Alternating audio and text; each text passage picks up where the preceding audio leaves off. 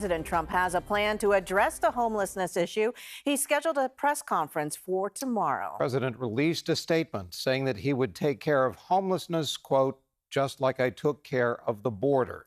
This is raising concerns here in the Bay Area. Back in July, the president signed an executive order addressing the homeless crisis, where he identified mental illness as one of the root causes. That order endorsed forced commitment as a way to solve the problem, but a group of mental health advocates say that's the wrong approach. John Ramos has the story. For years now, a group called FASME, Families Advocating for the Seriously Mentally Ill, have been asking government to address the issue of mental illness. Now, it looks like that's happening, but not in the way they were hoping for.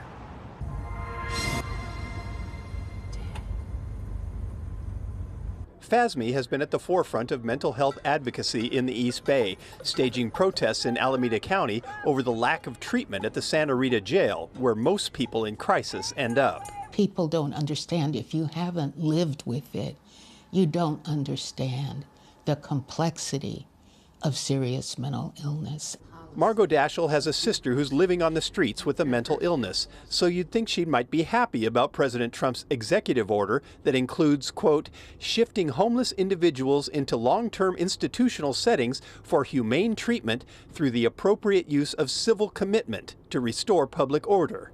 If one looks at it superficially, oh, this is humane, but if you go into it, you see that it's penalizing, and not promoting treatment. The women of FASME all share the struggle of having a loved one with a serious mental illness. They've criticized local governments for being hands-off when it comes to treatment, and ironically have even advocated that some compulsory treatment may be necessary. But the simplistic language of the executive order has them concerned. We don't need an administration that is as provenly callous towards the vulnerable as this one to be forcing our kids into places that are not designed to treat them, that are not designed to support them.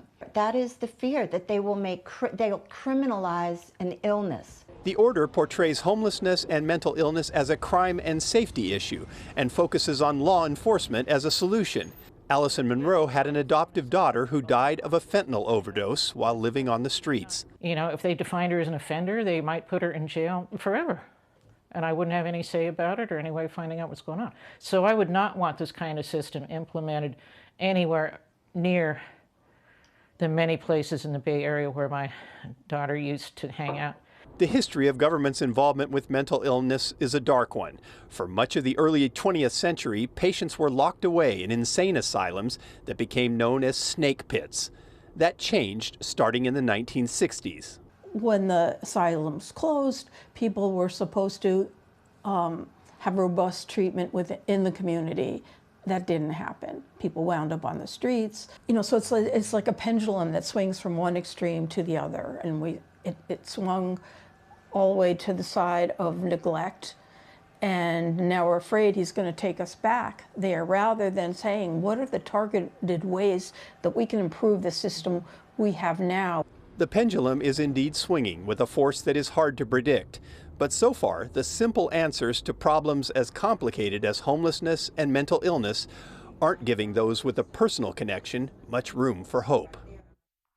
Yeah, without more mental health hospitals, advocates believe that the homeless might be treated the same way undocumented immigrants are, sent to makeshift camps. Andrea?